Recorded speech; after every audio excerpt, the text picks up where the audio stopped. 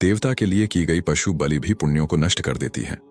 विदर्भ देश में सत्य नाम का एक दरिद्र ब्राह्मण था। उसका विश्वास था कि देवता के लिए पशु बलि देनी ही चाहिए, परंतु दरिद्र होने के कारण न तो वह पशु पालन कर सकता था और न बलिदान के लिए पशु खरीद ही सकता था। इसलिए कूष्मांडादि फलों को ही पशु मान लेता और उनका बलिदान देकर हिंसा प्रधान यज्ञ एवं पूजन करता था।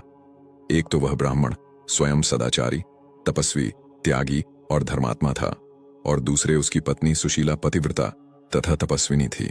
उस साध्वी को पति का हिंसा प्रधान पूजन यज्ञ कभी पसंद नहीं था, किंतु पति की प्रसत्रता के लिए वह उनका सम्मान अनिच्छापूर्वक करती थी। कोई धर्माचरण की सच्ची इच्छा रखता हो और उससे अज्ञानवश कोई भूल होती हो तो उस भूल को स्वयं देवता सुधार देते हैं। उस तपस्वी ब्राह्मण से हिंसापूर्ण संकल्प की जो भूल हो रही थी, उसे सुधारने के लिए धर्म स्वयं मृग का रूप धारण करके उसके पास आकर बोला, तुम अंगहीन यज्ञ कर रहे हो। पशु बलि का संकल्प करके केवल फलादि में पशु की कल्पना करने से पूरा फल नहीं होता, इसलिए तुम मेरा बलिदान करो। ब्राह्मण हिंसा प्रधान यज्ञ पूजन करते थे, पशु बलि का संकल्प भी करते थे, किंतु उन्होंने कभी पशु बलि की नहीं थी। उनका कोमल हृदय मृग की हत्या करने को नहीं माना। इसलिए ब्राह्मण ने मृग को हृदय से लगाकर कहा, तुम्हारा मंगल हो, तुम शीघ्र यहां से चले जाओ।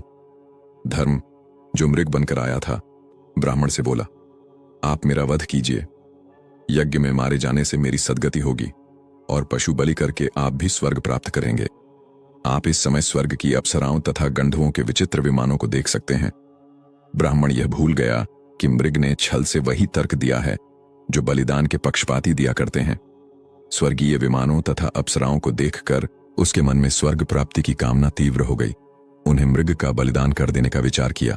अब मृग ने कहा, ब्राह्मण, सचमुच क्या दूसरे प्राणी की हिंसा करने से किसी का कल्याण कर सकते हैं? ब्राह्मण ने सोचकर उत्तर दिया, एक का अनिष्ट करके दूसरा कैसे अपना हित कर सकता है? अब मृग अपने वास्तविक रूप में प्रकट हो गया। साक्षात धर्मराज को सामने देखकर ब्राह्मण उनके चरणों पर गिर गया। धर्म ने कहा, ब्राह्मण, आपने यज्ञ में मृग को मार देने की इच्छा मात्र की, इसी से आपकी तपस्या का बहुत बड़ा भाग नष्ट हो गया है। यज्ञ या पूजन में पशु हिंसा उचित नहीं है। अपने पुण्यों के नष्ट हो जाने से ब्राह्मण की आंखों में आंसू आ गए।